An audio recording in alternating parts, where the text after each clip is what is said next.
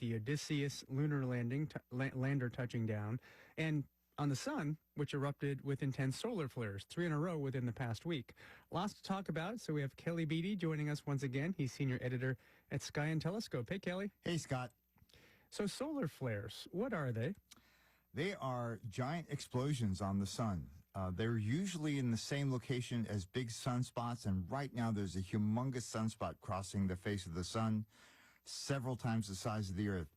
These sunspots are sort of turbulent magnetic areas. The sun's highly magnetized, and sometimes, those magnetic field lines get stretched out, and they release their energy spontaneously. Now, the guys here in the studio are laughing. I've got a stretched out rubber band, and then when I let it go, right, you get that sudden release of energy, and that is what a solar flare is. Yeah. It often emits lots of X-rays that come, crashing into the Earth, and that's what happened. These were X-class solar flares, the strongest, most extreme level, and we haven't had one that strong since 2017. Yeah, and is there a reason why we're seeing the sun producing several right now? Oh, yes. The sun goes through an 11-year cycle of activity when it's really active and then quiet. And we're approaching, within 6 months or so, the peak of this next 11-year cycle. So no one's surprised at all that we're seeing lots of flares, and we can expect a lot more in the months to come. Yeah, and these solar flares actually disrupted some radio communications on Earth. Is that right?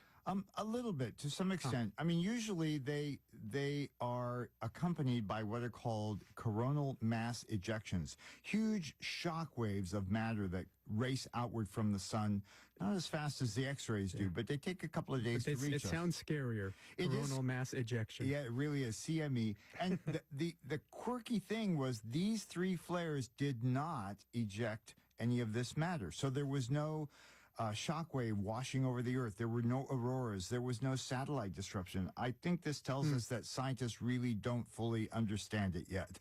Yeah, okay. And as far as how big, you talked about the size of these. One of these, I believe, was on kind of the X scale. Help us understand how you measure these and how we should think about how big these solar flares were. Yeah, good question. So the X is the highest of 5 categories: A, B, C, M for moderate, and X for extreme. And so these are in the X category. They're telling us that the sun is really waking up and getting powerful.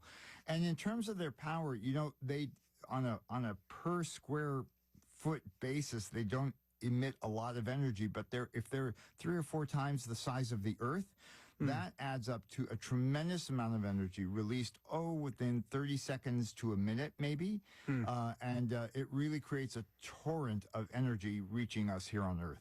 Yeah. How should we think about potential, ways the ways we on Earth might interact with these solar flares or these CMEs? I mean, we just had a big cell phone outage at AT&T. Could that be a possibility here? It could be, although that particular outage had nothing to do with the solar flares. I just want to emphasize. Okay. There was a tremendously powerful one of these, the most powerful on record in 1859, called the Carrington event. And in those days, high tech was a telegraph. And electric currents were created in the telegraph lines so powerful that at the receiving end, where the stations were, some of those keypads smoked or even caught fire. Now, we're not likely to have that, but as you pointed out, there could be satellite disruptions from a lot of these, and so that's why we have spacecraft in orbit watching the sun continuously, so that we know when these flares exist or when they go off. We may not have a lot of lead time. It might be only 8 or 10 minutes, but because that's the speed of light from the sun, but it could be enough to give us a little advance, shut the doors kind of planning. Yeah.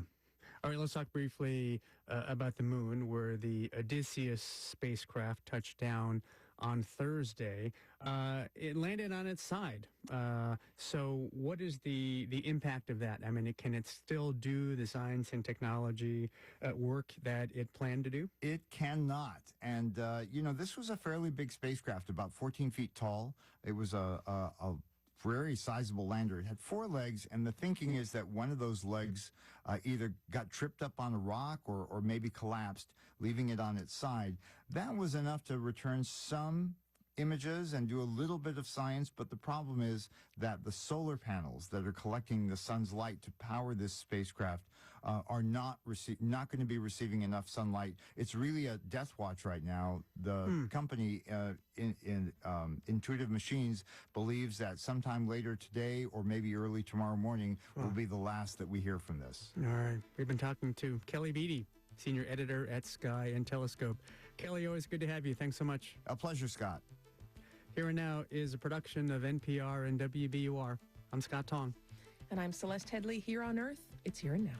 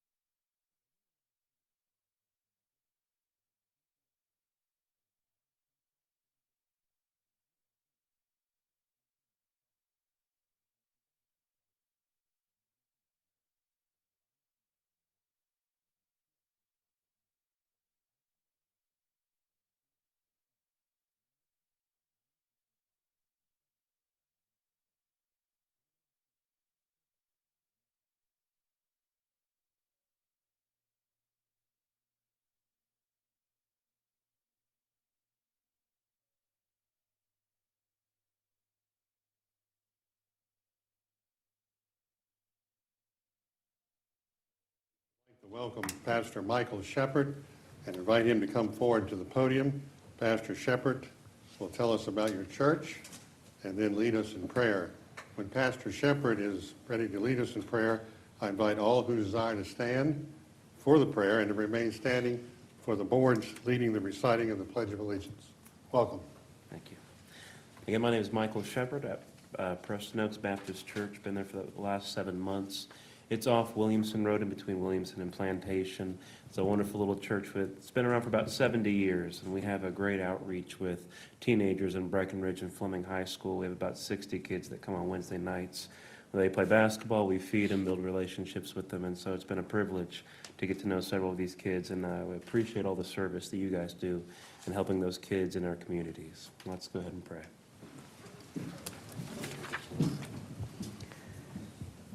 Heavenly Father, we come before you in need of your grace, of your wisdom. I know a lot of decisions are being made. There's a lot of planning, a lot of details. I pray you give us unity. May we seek the best for the people that we serve here. God, you've entrusted us with great power and great responsibility, and we don't take that for granted. We need you. Give us your wisdom. Give us unity. And may we make decisions that ultimately please and glorify you. Thank you, Father. In your Son's Jesus' name we pray. Amen. Amen. Thank you. I pledge allegiance to the flag of the United States of America and to the republic for which it stands, one nation, under God, indivisible, with liberty and justice for all. Good afternoon. Welcome to our meeting for February 27, 2024. Regular meetings will be held on the second and fourth Tuesday at 3 p.m. Public hearings are held at 7 p.m. on the fourth Tuesday of each month. Deviations from this schedule will be announced. The meetings are broadcast live on RVTV Channel 3 and will be rebroadcast on Thursday at 7 and on Sunday from 10 a.m. until 5 p.m. Board of Supervisors meetings can also be reviewed online through Roanoke County's website at www.roanokecountyva.gov. Individuals who require assistance or special arrangements to participate or attend the Board of Supervisor meetings should contact the clerk to the board at 540-772-2005 at least 48 hours in advance. Please turn off all cell phones or place them on silent. Item A, opening ceremonies. Number 1, roll call. Will the clerk please call the roll? Mr. Radford? Yes. Mrs. Hooker? Yes. Mr. Mahoney? Here. Mrs. Shepherd? Here. Mr. North? Here. Item B, request to postpone, add to, or change the order of the agenda items. Are there any requests to postpone, add to, or change order of the agenda? Federal board members? No, sir. No, sir. Okay, Mr. Kaywood. Yes, Mr. Chairman. Staff would recommend that the board remove both of the closed meeting items under item J on the agenda, and we would envision probably putting one, if not both of those, on your next meeting agenda. Okay, Mr. Lubeck. Thank you, Mr. Chairman. I too have a request. I request to remove item F3 from the board's consent agenda. This matter has been postponed at the request of the applicant. Okay. Are there any objections from the board members? No. No objections. Seeing none, the agenda is amended as requested. Thank you. Item C, briefings. Number 1, briefing to introduce Uma Marquez as the newly named Roanoke County Director of Information Technology.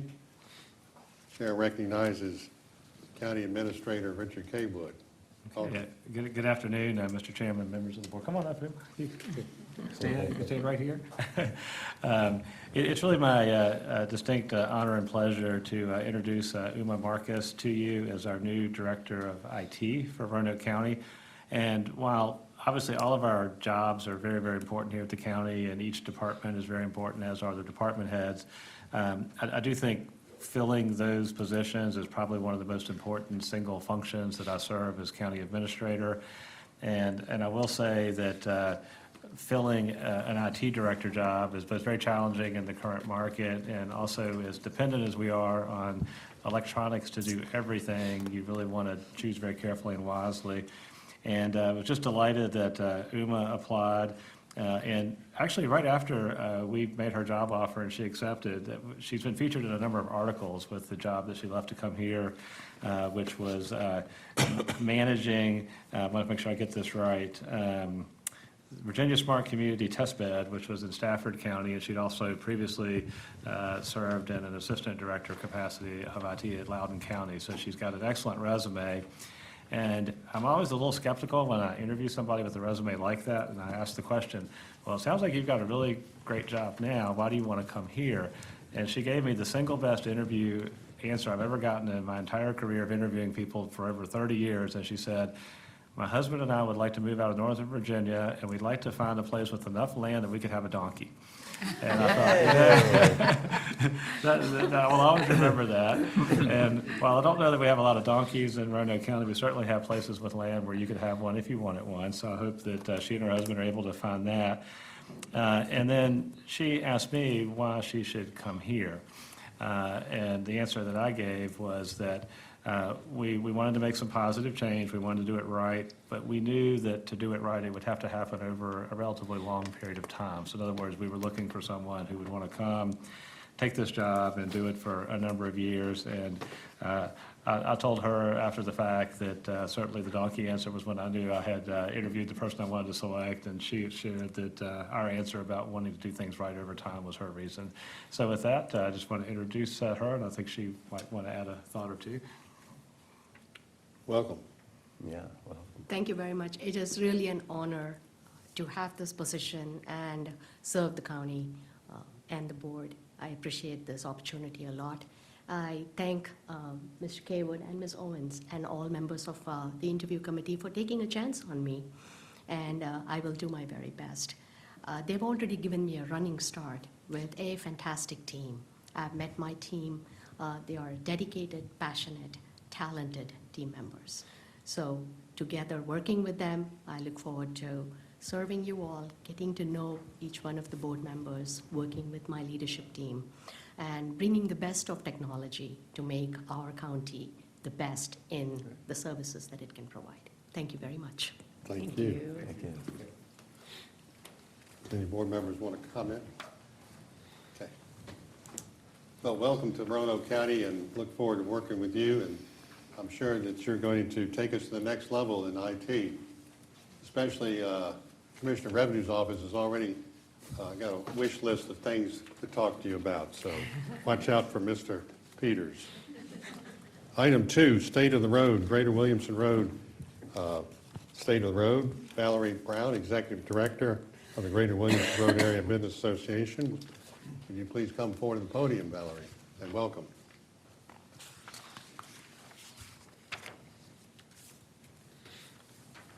Thank you very much. And good afternoon, and thank you for the opportunity of allowing me to come and speak about one of my favorite topics, which is Williamson Road. The first question that's always asked is, why is Williamson Road so important? And the simple answer is, as the heart of Roanoke, as the conduit that connects the county with the city, as a thriving and vital commercial, business, and residential area, Williamson Road is essential for a strong and healthy region.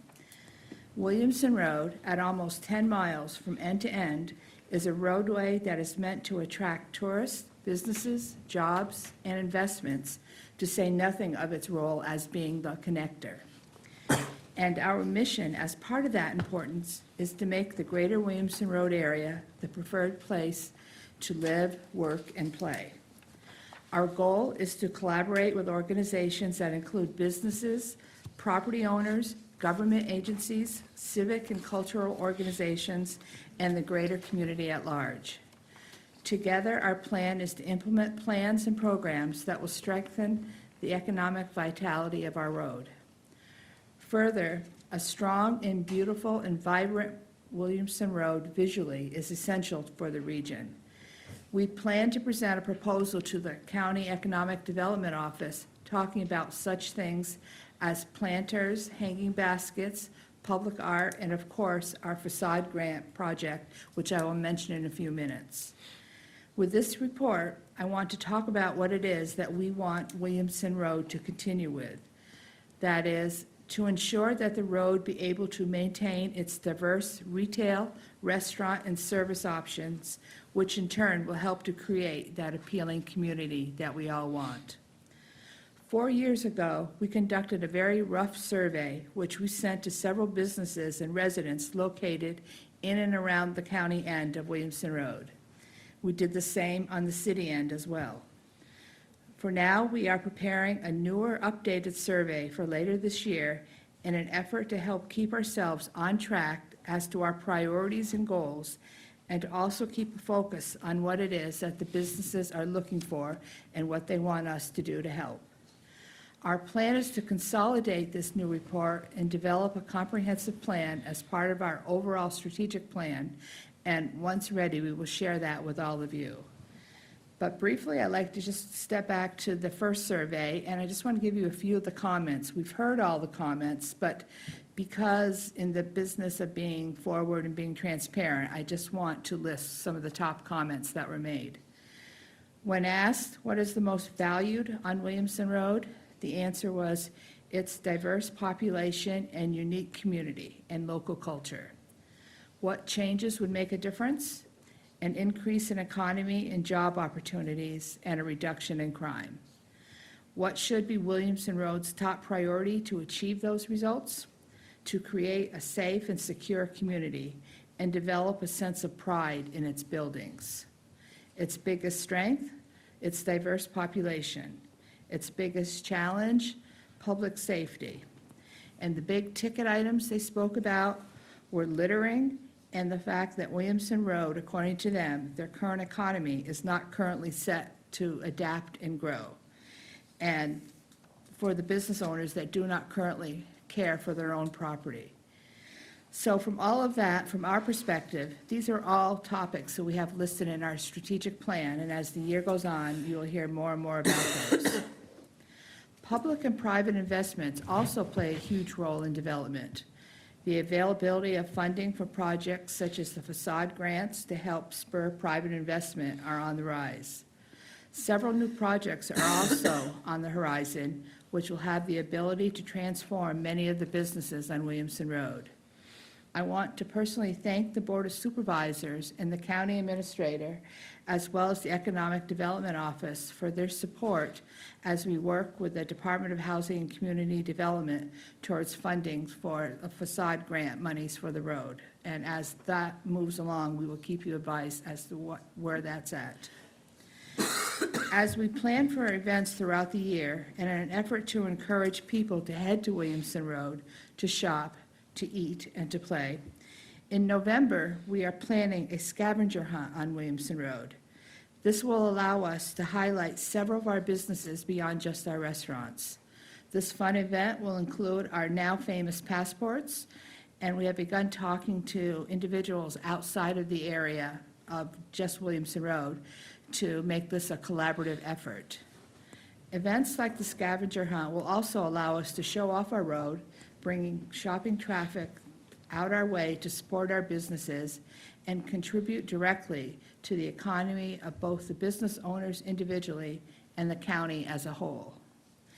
And to add to the events for calendars, we will be hosting our annual golf tournament on Friday, May 10th at Hunting Hills Country Club. Events such as our golf tournament will also help bring additional revenue into our area that will go directly to help support our facade grant program, our beautification efforts, marketing initiatives, and much more. As part of our mission, our aim is to market Williamson Road as a destination for everyone. Our goal is to be the resource people look to when they want to know what's good and what's fun on Williamson Road. And as part of our goal, we want to amplify what everyone is doing out there and to share that information about the events, businesses, news stories, and more. And if there's something good and fun happening on Williamson Road, we want to make sure everyone knows that. I will be contacting, I'm putting him on the spot here, but I will be contacting Chief Poindexter's office to set up a meeting with him and his team to orchestrate several walkabouts up and down Williamson Road, area by area. These scheduled visits will be to introduce both us and the police on a friendly basis to our business owners and to be able to hear directly their thoughts, their ideas, and their needs as well. Our shared office workspace that I speak to you often about, the Williamson, continues to be hugely successful. We have a waiting list for private offices and almost daily requests for conference rooms use, as well as use for the available open-air desk spaces we have. And we are in the process of looking for more funding so that we can consider expanding to add another 3 or 4 private offices, a conference room that will hold up to 20, and a podcast space. And as that moves forward, we'll keep you entailed about that as well. Having had our website hacked 2 years ago, we are just about finished having our new website updated and being better than ever. This update will allow us to do several things, one of which, with the new year, which is July 1st for us, we will be instituting a bi-weekly newsletter to help keep our membership informed and up to date on the latest happenings in the area. Further, we will have the ability to create blogs and certain kinds of posts that the businesses have been asking us to do so that they too can be on site and can brag about what's going on in their world. 2 years ago, we created a video that I shared with you that talked about Williamson Road and how the many businesses on the road supported not only what we were doing, but it also allowed us to brag about their successes. This year, we want to take that to the next step and launch a virtual tour that will make it easier to explore Williamson Road from anywhere. The tour will feature a high-resolution, 360-degree panoramic view of the area and will allow users from anywhere to see what they can do out on Williamson Road, places to shop, places to eat, places to play. And believing that all good ideas are stolen ideas, so to speak, and building on our scavenger hunt event, we're talking about following downtown Roanoke's lead with our holiday gift guide. We will use a photographer to capture items provided by Williamson Road business owners. This gift guide will make it easier for neighbors, both local and those not so local, to shop and support local for the holidays, and we're pretty excited about this new venture. And finally, many would say that the Greater Williamson Road Area Business Association is comprised of a close-knit community, and we are. Our monthly luncheons regularly host about 120 business owners, managers, and supporters of Williamson Road, and we want to continue to grow as many businesses as possible. This past month found us enjoying lunch with 132 of our closest friends. Williamson Road, Peters Creek, and Plantation Road are all areas and side roads we're excited to work with the county to help grow and prosper. Truly one of our big goals. We are grateful for our partnership with the county with regards to your support of our work. And with regards to our biggest asset, our membership, our goal is to continue to increase our footprint. We want businesses to be aware of who we are, what we can do to help, whether it be big or small, and to connect these businesses into a powerful network. With that being said, I'm happy to share that over the past year, and we still have 4 months to go, so we're still working on it, our membership has grown by 35%, with the county's business members comprising 45% of that 35%. So just about half of our new members came from the county and of Williamson Road, and we're really excited about that. So on behalf of myself and the GRABA board, we look forward to working with and for our business owners, and with all of you in the county to make Williamson Road better and the best road in which to work, live, and play. We look forward to future collaborations and opportunities with and for the county in the coming days, weeks, months, and years. Thank you. Thank you, Valerie. Does any board member wish to comment? Valerie, you did a great job. I remember when you first came here, and we visited in your older office, and you've more than doubled the size of the Williamson Road, well, the Greater Williamson Road Area Business Association, and I can attest that the lunches are well attended and the food's pretty good too. So anyhow, look forward to more of your reports in the future, and thank you very much for that update. Thank you very much. You're welcome. Item D, first reading of ordinances. Number 1, ordinance authorizing the relocation of the Windsor Hills District Precinct 303 polling place pursuant from Our Lady of Nazareth Church at 2505 Electric Road in Roanoke to Christ the King Church at 2335 Electric Road in Roanoke County.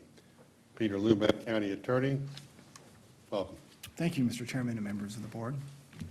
The Roanoke County Electoral Board has recommended that the polling place for Windsor Hills District Precinct 303 be relocated, as the chairman just read, from Our Lady of Nazareth Roman Catholic Church located at 2505 Electric Road to Christ the King Presbyterian Church located at 2335 Electric Road.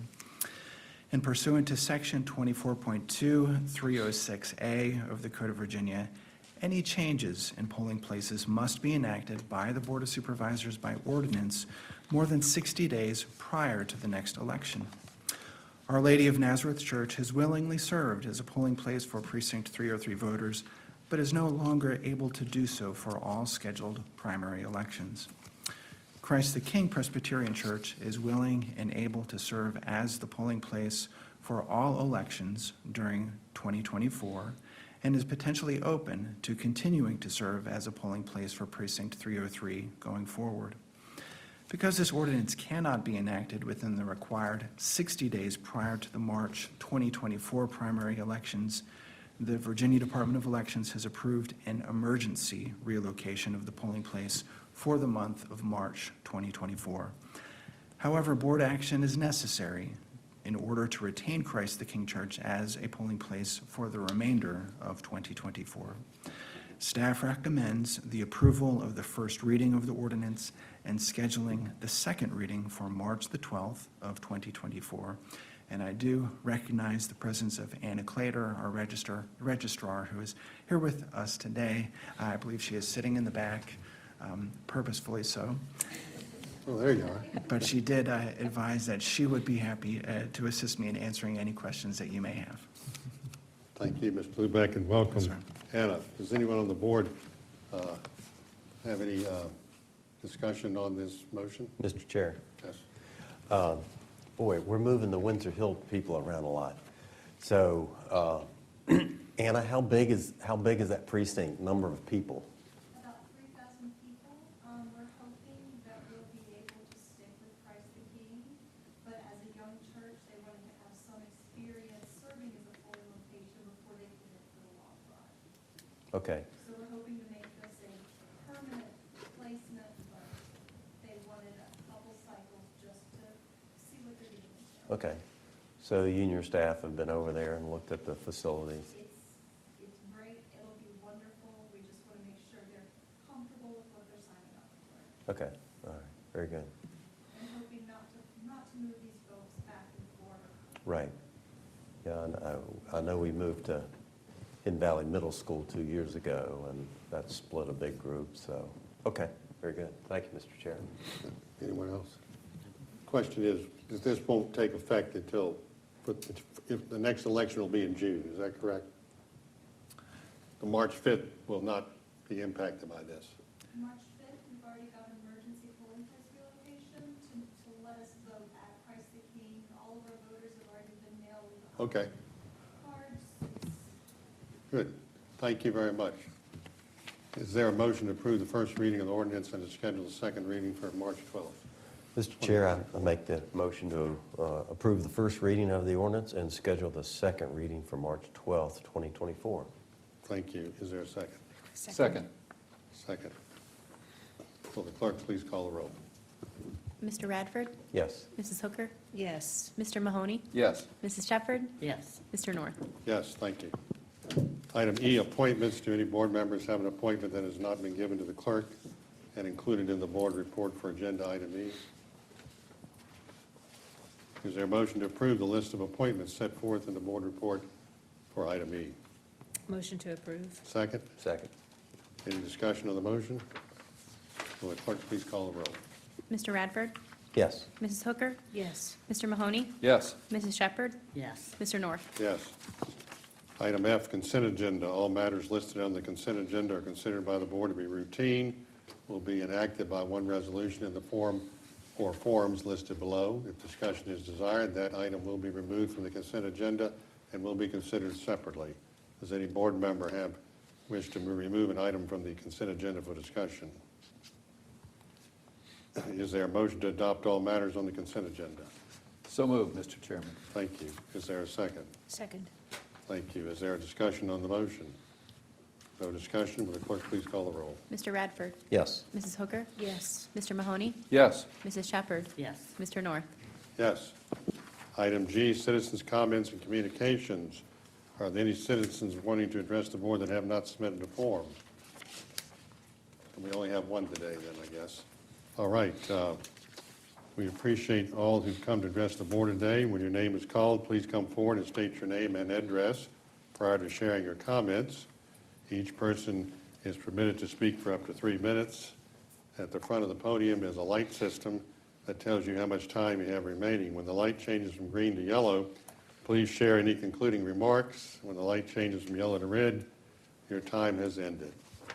With that said, we welcome our guest speaker. Gary, if you'd like to join us at the podium and state your name and address.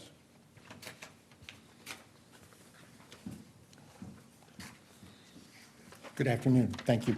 Gary Levins, 5522 Orchard Villas Circle, East County.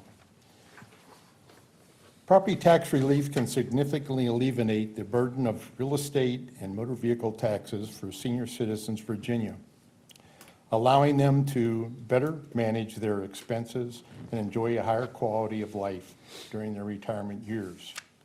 That's a quote from the State of Virginia Real Estate Tax Relief Guidelines. Greetings from East County and the Orchard Villas community, where on 18 acres, we have 108 units with approximately 170 residents. We are primarily a retirement community. We paid around $400,000 in real estate taxes last year. Let's take a little deeper dive and refer to the first page of the handout that you had in front of you. And I would make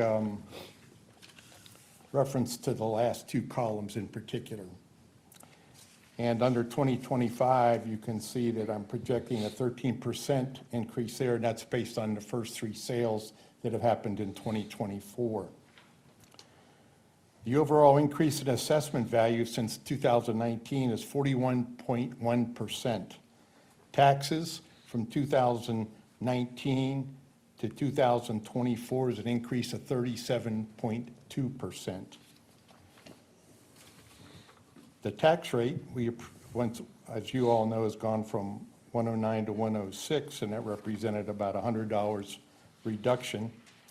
And we appreciate that very much, and we think that's a start. Property tax limits have become common throughout the country. Nearly all states have homestead exemptions and credit programs in place for seniors and other qualifying individuals to exempt a certain amount of a home's value from taxation. I'm now referring to page 2 in your handout. I understand currently there's approximately about 1,163 residents currently involved in this particular tax freeze program. A couple things I'd like to take a look at. Under number 4, the amount not to exceed of $56,566. Currently, the county per capita personal income is $57,434, and it's been like that since the last 3 years. And also, other counties within the Commonwealth with a similar program, those all vary. We understand that. Franklin County would be quite different than here, or say Loudoun County. The Loudoun County, for example, has a $70,000 limit. The state guidelines currently say $50,000 for a single AGI and $75,000 for a married couple AGI. So we're hoping that that might be able to be pushed up some. Also, this went into effect in January 1st of 2009 from what I've been able to find, and we think maybe that we would like for you folks to at least take a look at that. Also, and as far as the financial worth from $200,000, when it was 1.5 to 1.5% return, that was one thing. We're now at 5%. That matters some. But we would also like you to take a look at that as well.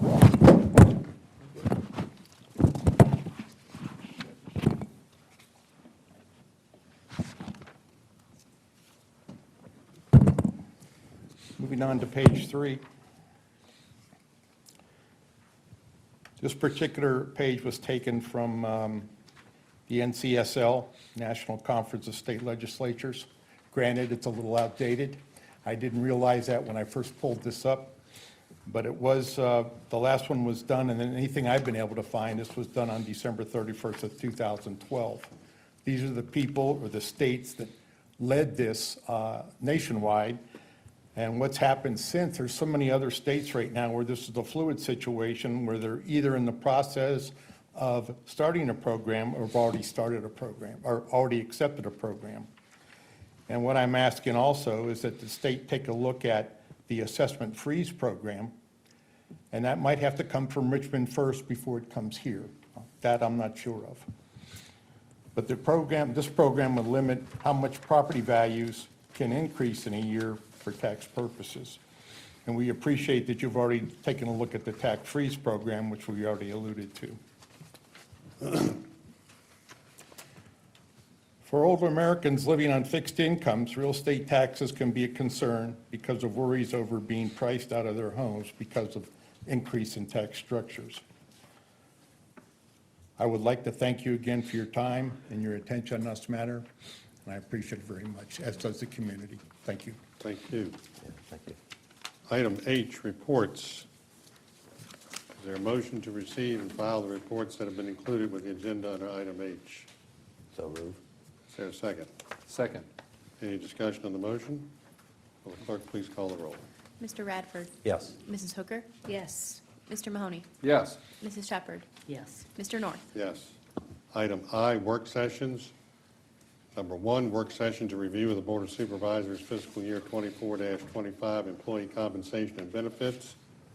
Work session will involve Lori Gearhart, Director of Finance, Management Services, and Steve Elliott, Budget Administrator. And then we'll also have a work session following that to review the Board of Supervisors, the County Administrator's proposed 25 through 2034 capital improvement program. The board will now recess to the third floor for the work sessions, and will reconvene in the boardroom for the evening session at 7 o'clock. Thank you. Full-scale invasion of Ukraine, many cruise lines have canceled trips to Arctic Russia. Ships are also no longer